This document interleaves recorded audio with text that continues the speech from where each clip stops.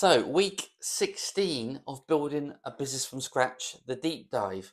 It feels like I've not done this for a while, and I haven't, mainly because going through the summer months in the UK, it's kids are at home, um, and I've just not been very productive. But also, last week was such a crucial week for me around launching my new program and getting my first collective on board, my first founded members, which has been amazing. So I want to talk through a few points I've learned this week, hopefully to help you as either a founder or a aspiring entrepreneur, and share some of the unvarnished truth of what I go through. So for those of you that haven't seen this before, I'm not going to. This is unscripted, unedited, one take wonder. So we'll see how it goes. So reflections. So first reflection this week is I got 8 founding members. How amazing is that? Do you know what? I've had so many personal messages, private messages. I reckon it's got to be close to 40, 50 now since I started this, well, 16 weeks ago. Um, just saying they admire the transparency, the honesty, what I'm doing, which really helps me. So thank you. It really helps keep the flame burning. But when you go through a process like this, around you can help people, your expertise is in growing businesses and really around marketing. That's what I've always done. But putting yourself out there is still hard. And that links to my second point, which is putting yourself out there is hard. It's really hard. So at the start of this week, I felt like I'm either going to be humiliated publicly or I'm going to be make a huge accomplishment or just feel vindicated by how many new customers effectively I'm signing up. And that's the thing, right? So when I first started this process, I thought, well, I think about my network, I think about the people I know. There's a lot of people that trust me out there. But because I'm targeting founders, right? If you're a founder, we are all extremely busy. We don't put our feet up. We are working sometimes day and night. And even to cut through the noise and see an opportunity like I've offered is sometimes hard. So, I was thinking to myself, if I get 5, I'll be really happy because that's a group of people then that I can work with. But getting 8 was amazing. And it's funny how things happen, right? Because I was at 4 on, I think, end of Tuesday, and I felt really happy about that. I was at 4, including me is 5. So good about that. But then I felt like the momentum changed, and having that timeline in place, and launching it on Monday and closing it on Friday, definitely helped create a bit more urgency and demand. Now, one of the guys that signed up this week, Andrew, he said to me, "Is this some kind of gimmick? Are you going to run this again in the future?" I think that's when it doesn't work, right? It's not a gimmick. My aim is to build this. I've already run this program for myself in 2 businesses, and I've already run it once for another tech company, but I've never run it for a group of people. So the reason why I'm looking for founder members is because I want people to come on board, perfect it.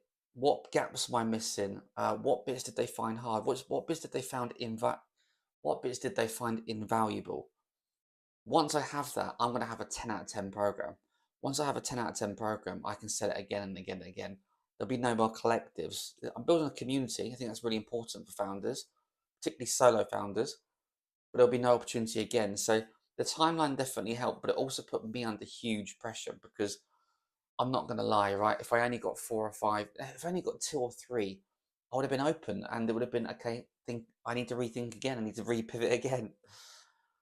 But I think the most important thing was it's giving me that vindication that I'm on the right path. And I love spending time and talking to other founders. I literally love it because in the same, we're all trying to do the same thing. We're all trying to improve our quality of life, usually our and our family's quality of life. And I've not met one person yet who's doing it just to do bad things or make loads of money. It's a combination of everything, right? Can I build a great business that helps people grow their business, and then I make money in return to help look after my family? Like, that's the dream, you know. So it's been a brilliant week. I'm super proud of myself. And yeah, putting yourself out there is hard. And actually this is one thing I will say. There's been a few times where you'll put a post out there and you'll get 2, 3, 4 likes. And I know some of you out there. I know some of you out there are watching this and laughing, going, "Oh, look at it again. He's doing loads of videos. He's doing this. He's doing that. He's putting himself out there." I don't think people. I hope people don't want me to fail, but I also know the nature of people in public, that sometimes when people fail, it's quite funny. So put yourself out there is hard because you hope for the best, but you also worry about the worst. The fact that I can genuinely say I've got 8 people, I'm like, come on, it shows you can do it. So, and that's actually my third point, which is bravery over caution. I had about 15 quality conversations, which means my conversion rate's over 50%. It also means a few people didn't go ahead with it. And the one thing I've learned about being an entrepreneur over the years is, and there's a lot of people even now when I used to go to school and even at university who look at me and think, how did he do so well? He wasn't smarter than me, and they're right. I'm not smarter than, I'm probably middle to high somewhere, like maybe a bit smarter than the average person. But one thing I do know I have, which I feel like I'm better than pretty much most people, is bravery. That's the key thing. That's what I'm proud of. I'm brave. I will not stop pushing. I will never give up, and I'll keep moving forward. And I'm disappointed for the people that I had conversations with and didn't sign up. I am really disappointed for them because some of the times their businesses are in challenging situations, and for me, the only way out of a challenging situation is to invest and to pivot and to adapt.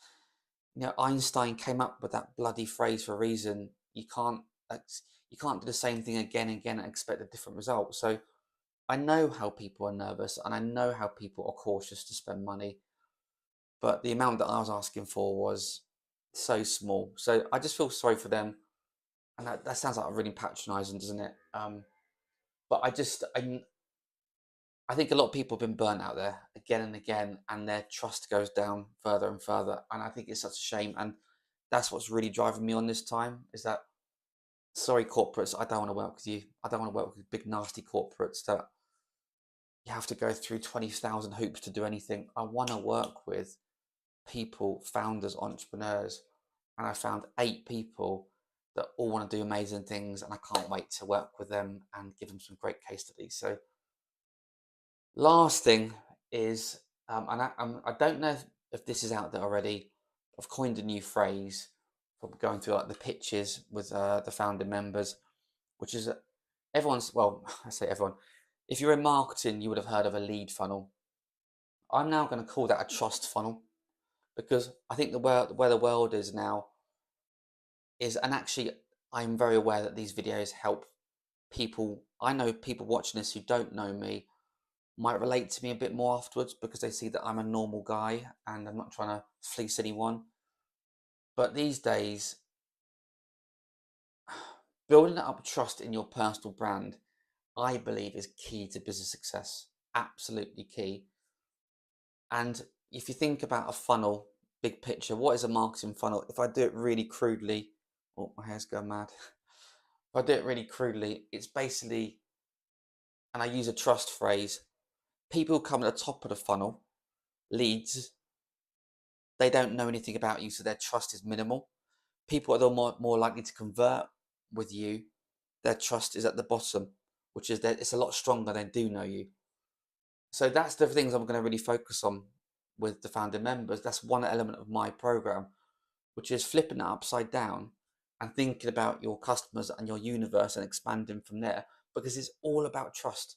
So the more you can push that trust out, and the more you can influence people that are in your circles and might know about you, they're much more likely to buy.